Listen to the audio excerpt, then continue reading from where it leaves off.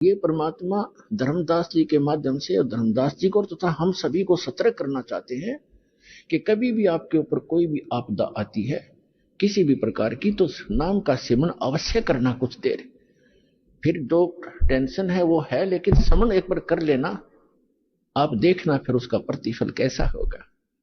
तो कहा कि ये गलतियां करके आत्मा यहां आ गई इस काल के साथ, इसके 21 ब्रह्मांड वाले विमान में बैठ के, और इसने यहां इनको इतना दुखी कर दिया। फिर ये चिल्लाने लगी, है भगवान हमें सुख दे, हे भगवान हमें सुख दे। हम हाहाकार मच गई। तब परमात्मा कहते मैं आया, अपने पुत्र जोगजीत का रूप बना करके मैं वहां आके खड़ा होगा जहां तपस्या के ऊपर 1 लाख मानव शरीरधारी प्राणियों को ये नित्य खाता है, आहार करता है। और मेरे वहां आने से उस तपस्या की जलन बंद हो गई। वह आग जो कि तो गर्म ऐसे की ऐसी है, वो तपस्या, वो तई, वो बड़ी जो तवा होता है जिसपे उनको भूना जा रहा था। लेकिन उनको उन परमात्मा की कृपा से उस पर उपस्थित जितने भी 1 लाख जीव थे मनुष्यधारी जो वहां गई थी, उनकी आत्मा, उनको कष्ट बंद हो गया, उसका ताप बंद हो गया, तपत।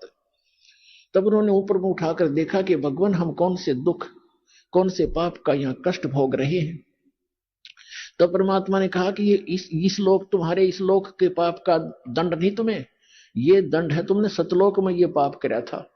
परमात्मा को छोड़कर तुम, परमात्मा अपने को छुपा कर कह रहे हैं कि तुम भगवान को छोड़कर वहां सर्व सुख संपन्न था, प्राप्त थी, आपकी कभी मृत्यु नहीं होती थी, कोई कष्ट नहीं था, उसको छोड़कर तुम इस काल के लोक में आ गए। यहाँ पर आज जिस कार को, जिसको ठीक हो, जिस बंगले को, जिस बेटा और बेटी को आप अपना मानते थे, क्या तुम्हारे साथ आया कोई? अपने आत्मा वहां तो सारी समझ में आ जाती है कि हाँ कुछ नहीं आया जी। फिर और तुम मरते थे, ये मेरा बेटा है, ये मेरी बेटी है, ये मेरा कार है, ये कोठी है, और भक्ति करते थे तो गलत कर रहे थे। हम प्रत्येक युग में जाते रहते हैं पर तुम सुनते नहीं। तो परमात्मा ने कहा कि हमसे गलत, वो कहने लगे सभी भगवान हमसे गलती होगी, मैं माफ करो। कहते ऐसे माफ नहीं होगी। जब तुम जाए धरो जग तन देहा, तब तुम करना मम सत सबद सनेहा। जब कोई मेरा संत मेरी महिमा गाता हुआ तुम्हें मिल जाए और तुम्हें मानव शरीर प्राप्त हो, तुम तुरंत ग्रहण कर लेना, और फिर तुम उस सत भक्ति करके यहां उस लोक में चले जाओगे। अमर करूं सतलोक पठाऊं, ताते बंदी छोड़ खाऊं। इतने में वो काल आ जाता है। प्रतिदिन उसने टाइम फिक्स कर रखा है, इतने समय के बाद ये सभी आत्माएं उसके तपस्या पर भुन कर उनके अंदर से जो गंध वो निकालता है, वो निकल कर वो भाग ऊपर से उड़ा, उनको ऐसे उड़ा देता है, वो गंध रह जाता है। अब आप देखते हो यहाँ प्राणी गंदे पदार्थ तो बहुत आसानी से ग्रहण कर लेता खाने के लिए, पीने के लिए। शराब पीना, भांग पीना, सुल्फा पीना और तंबाकू पीना, और फिर मांस खाना, चटपटे अटपटे खाना, ये तो बहुत खुश होकर ग्रहण करता है। क्यों? क्योंकि ये चाहता है कि जितना ये गंद अटपट खाएंगे उतना ही के अंदर गंदी वासना ज्यादा बनेगी, और तपस्या के ऊपर भूनने से वो सारी वासना वहां रह जाती है, और ये जीव वहां से कर्म कर्म ज्यों के त्यों रहते हैं, वो वापस आ जाता है, मरता नहीं। फिर अपने कर्मानुसार 84 लाख योनियों में किसी भी स्वरूप उसके कर्मानुसार वो जाए, उस योनि में वो चला जाता है।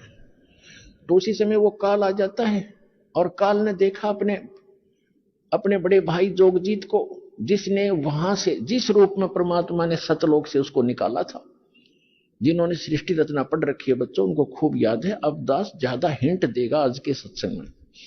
सृष्टि रचना कभी आपको बताएंगे, और आपको सीडी वगैरह बनाकर भी दे रखी है, वो भी देख सकते हैं। और उसने सोचा, काल ने, इस ज्योत स्वरूपी निरंजन सरपुरुष ने, के मन में आई कि जोगजीत कैसे आ गया, ये कोई परम पिता का कोई संदेश लेकर आया है, पहले इसे वो संदेश जानता हूं, क्या आज्ञा लेकर आया है ये भगवान की।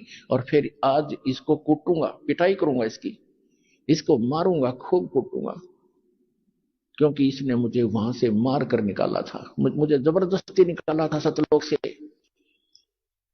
तो मुझे परमात्मा बताते हैं कि धर्मदास मुझे देखकर काल भयंकर हो गया, और पहले मुझसे कहा कि पहले जोगजीत कोई आज्ञा है भगवान की, परमात्मा की, पिता की, वह मुझे बता, और फिर जोगजीत तुझे छोड़ दू नहीं, आज तूने मुझे वह मार कर निकाला था। तब परमेश्वर जो जोगजीत रूप में वहां उपस्थित थे, विराजमान थे, खड़े थे, विद्वान थे।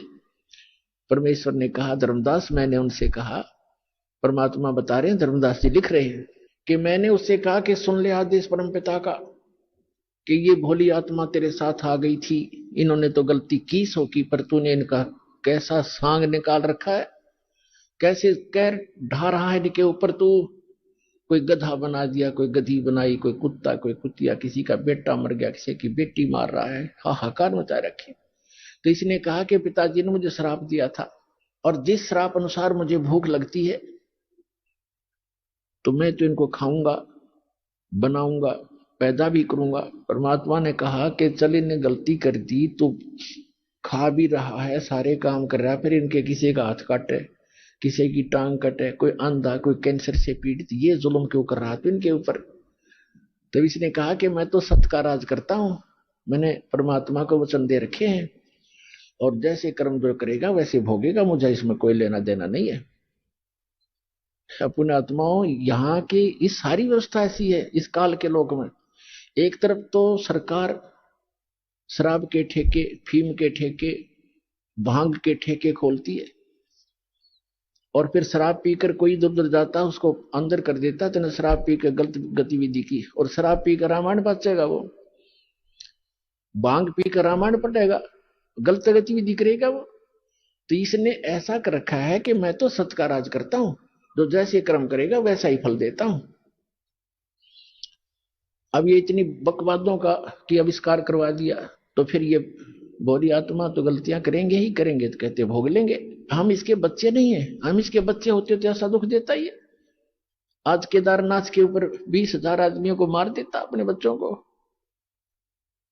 ये हम इसके बालक नहीं है, हम इसकी प्रजा नहीं है, हम उस परमात्मा की प्रजा है, सतपुरुष के बच्चे हैं, और हम अपनी गलती से इसकी कैद में फंस गए हैं। यहां से निकालने का एक तरीका है, हम स्वेच्छा से आए हैं, स्वेच्छा से वापस जाएंगे। जब हमारी यहाँ के लोक से, दुखों से इतना मन हट जाएगा, और वहां के सुख से हम इतने प्रभावित और प्रेरित हो जाएंगे, और फिर सब भक्ति करेंगे, तब हम वहां जा पाएंगे। इसलिए आपको सारा ज्ञान प्रमाण दिखाए जा रहे हैं, ताकि आपका यहां से मन हटे और भक्ति पर डटे, और फिर वहां चलेंगे हम।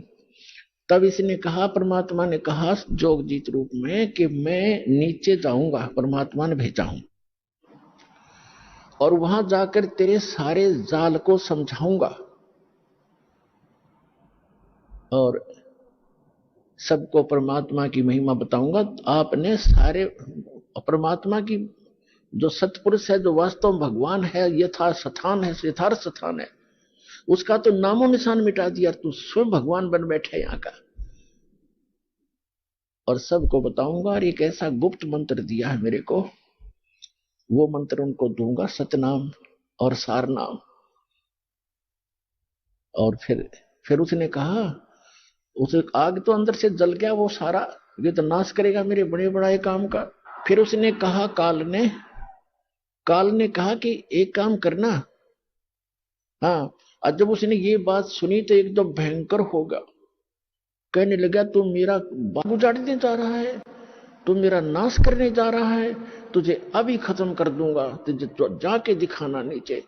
परमात्मा ने कहा कि ऐसा सुनकर काल भयंकर होगा मेरे ऊपर, और धर्मदास ऐसे अटैक किया उसने मेरे को, बिल्कुल खत्म करने के लिए दौड़ के आया, और मैंने सतनाम का सुमन कर दिया, नाम का सुमन शुरू कर दिया। इस नाम के अंदर धर्मदास ऐसी प्रबल शक्ति है, इसके सामने कोई भी देव, कोई यक्ष, कोई भी यहाँ का काल तक भी नहीं ठहर सकता। मेरे पास ऐसा मंत्र है। पुण्यात्माओं, ये परमात्मा धर्मदास जी के माध्यम से, और धर्मदास जी को तथा हम सभी को सतर्क करना चाहते हैं कि कभी भी आपके ऊपर कोई भी आपदा आती है किसी भी प्रकार की, तो नाम का सिमरन अवश्य करना कुछ देर। फिर जो टेंशन है वो है, लेकिन समन एक बार कर लेना, आप देखना फिर उसका प्रतिफल कैसा होगा। तो कहते हैं मैंने समन शुरू किया, और काल ऐसे गिर गया जमीन के ऊपर, ऐसे गिर गया उस पृथ्वी पर जहां वो रहता है वहां पर, जैसे पक्षी की पंख कट जाते हैं और पड़ा पड़ा तड़फ रहा होता है। तो वो समझ गया उसमें वैसे तो काफी विस्तार लिखा है, बाकी हम थोड़ा बताएंगे जितना आवश्यक है, क्योंकि हमने समझना इस ज्ञान को। बाकी ज्ञान ज्ञान है, समाधान बिना काम बनेगा नहीं, समाधान ज्यादा महत्वपूर्ण है। उसमें तो बहुत कुछ कहा है कि वो इतना भयभीत हो गया कि वहां से भाग के पाताल में जाके छुप गया। फिर मैं वहीं पहुंचा और उसको पकड़ के ले आके चल वहीं पर, वहीं बैठा के फिर वो उसने मेरे पैर पकड़ लिए। जब ताकत से पार पार नहीं बसाई, नहीं उसका वश चला, तो मेरे चरण पकड़ लिए, बुरी तरह रोने लगा और कहने लगा, मैं तो आपको पिता के समान मानता हूं, छोटे तो गलती किया करते हैं, बड़े क्षमा करते हैं, मुझे माफ कर दो। रोआ बुरी तरह। परमात्मा बोले कि मैंने कहा कि चल ठीक है, माफ कर दिया। ऐसे नहीं, आप वचनबद्ध हो जाओ। परमात्मा बोले क्या वचनबद्ध हो जाऊं? कि एक दया करना कि 3 युगों में जीव थोड़े ले जाना। सतयुग त्रेता द्वापर माही, तीनों युग जीव थोड़े जाए, चौथा युग जब कलयुग आवे, तब तब शरण जीव हो जावे, जीव बहु जावे, ऐसा वचन हर मोह दीजे, तब संसार गवन तो कीजिए।